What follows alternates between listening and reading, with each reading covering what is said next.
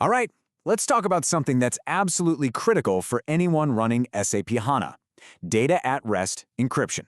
Now, I know it's a fundamental piece of database security, but it can get a little confusing, right? Especially when you're dealing with an in-memory database. So let's just get right to the heart of it with the big question. It's a totally fair question to ask. I mean, SAP HANA is famous for being this super fast, in-memory database. So why on earth are we even talking about encrypting stuff on a disk? It sounds a little backward, doesn't it? But trust me, the answer is absolutely key to understanding how HANA actually keeps your data safe. And the answer to that question is pretty simple, actually. Disk encryption matters because, well, your data doesn't just live in memory. To make sure everything is durable and to protect you from failures, HANA has this really robust safety net. It's called the persistence layer. So let's dig into what that actually means.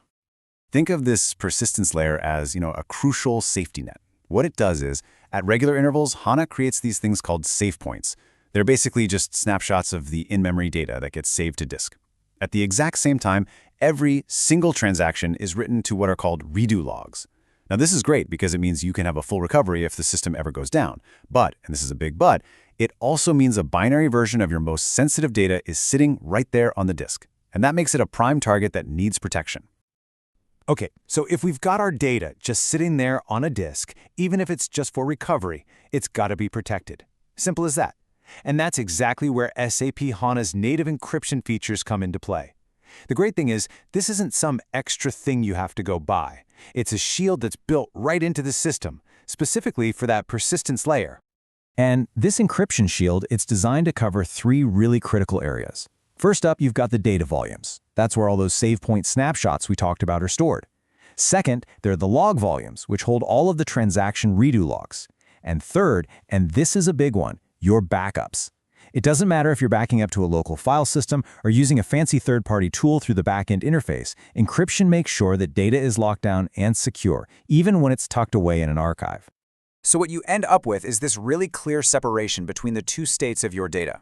When it's active in main memory, it's decrypted. It has to be, right, for that super fast access and processing? Performance is king in that state. But the second that data gets written out to the persistence layer for recovery or backups, it becomes what we call data at rest. And in that state, its status completely flips. It's encrypted, because now secure storage is the #1 priority. All right, you can't talk about encryption without talking about keys. It's just impossible. And in SAP HANA, the entire security of this whole system really rests on these foundational things called root keys. How you manage them? Well, it's everything. It's absolutely paramount. So where are these important root keys kept? Well, they're protected by this kind of master vault called the SSFS. That stands for Secure Store in the File System. The best way to think of it is as the ultimate gatekeeper. The SSFS is a built-in service, and its only job is to protect the keys that protect your data. Seriously, it's the absolute linchpin of the entire encryption setup. This whole setup creates what we call a chain of trust. It's like a set of nested security layers. At the very top, you've got the SSFS master key. Its job is to protect the protectors. That master key secures the root keys inside the SSFS. Then, those root keys are used to protect the page encryption keys. And those are the keys that do the heavy lifting, the actual encrypting and decrypting of your data pages on the disk. It's a really smart, multi-layered defense. So what's the big takeaway here? It's this. And this quote really drives it home. If you lose your SSFS keys, you won't be able to recover the database to another SAP HANA instance. Let that sink in. If you lose the keys to the vault and you ever need to recover your database on a new system, you're just out of luck. Your encrypted data, your backups, all of it will be completely unreadable. That's why backing up these keys isn't just a best practice, it's absolutely 100% non-negotiable.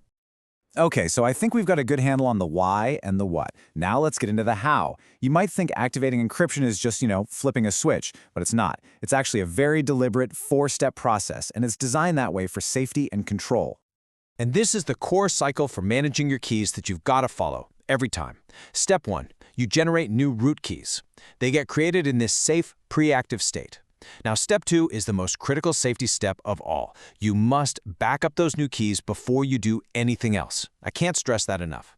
Only when you have a secure backup can you move on to step 3, which is activating them. That changes their status to active. And once you have active keys in the system, you're finally ready for the last step, actually enabling the encryption.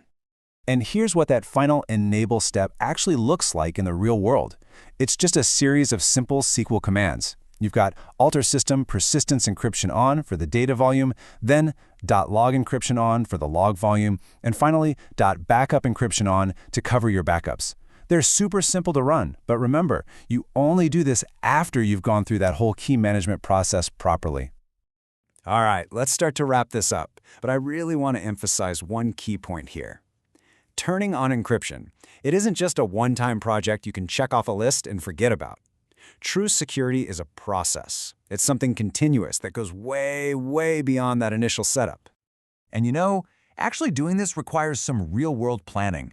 First off, you're going to need the encryption root key admin privilege to even get started. You'll also need to plan for some downtime because the database is completely unusable during that initial encryption process. Oh, and if you're using system replication, that has to be broken first, and then you reestablish it after encryption is on. And let me leave you with two final critical rules. Always change the default vendor keys after you install. And I know I sound like a broken record, but you have to back up your SSFS keys every single time they're changed.